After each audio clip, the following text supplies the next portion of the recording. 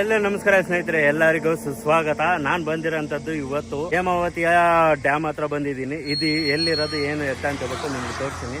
ಒಳಗಡೆ ಹೋದ್ಮೇಲೆ ವಿಡಿಯೋ ಮಾಡೋಕ್ಕಾಗುತ್ತಾ ಇಲ್ವಾ ಅದು ಡೌಟ್ ಇದೆ, ಹೋಗಿ ತಿಳ್ಕೊಳ್ಳೋಣ ಅಂತೆ.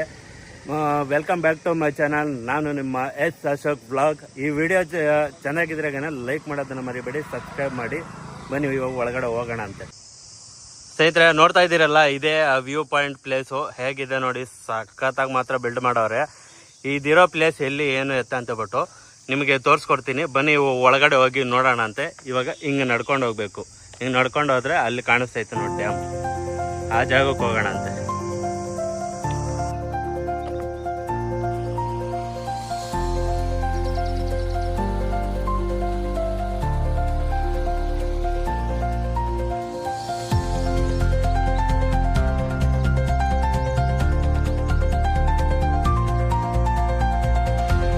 ಸ್ನೇಹಿತರೆ, ನೀರು ಆ ಕಡೆಯಿಂದ ಈ ಕಡೆಗೆ ಹೋಗ್ತಾ ಇದೆ, ಹರಿತಾ ಇದೆ ನೀರು. ನಮಗೆ ಡ್ಯಾಮು ಅಲ್ಲಿ ಕಾಣಿಸ್ತಾ ಇದೆ.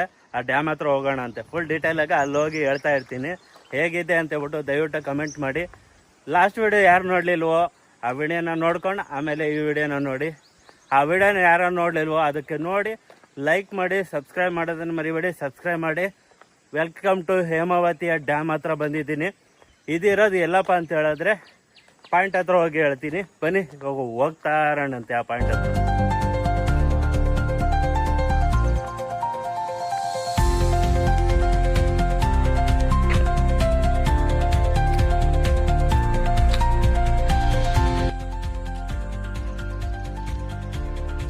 ಇರೋ ಹೇಮಾವತಿಯ ಡ್ಯಾಮ್ಗೆ ಇದು ಇರೋದು ಗೋರೂರು, ಹಾಸನ ಜಿಲ್ಲೆಯಿಂದ Gorur to Hemavathi dam. Bus ಸ್ಟ್ಯಾಂಡಿಂದ ಇಲ್ಲಿಗೆ ಜಸ್ಟ್ 1.5 ಕಿಲೋಮೀಟ್ರ್ ಮಾತ್ರ ಇರುತ್ತೆ.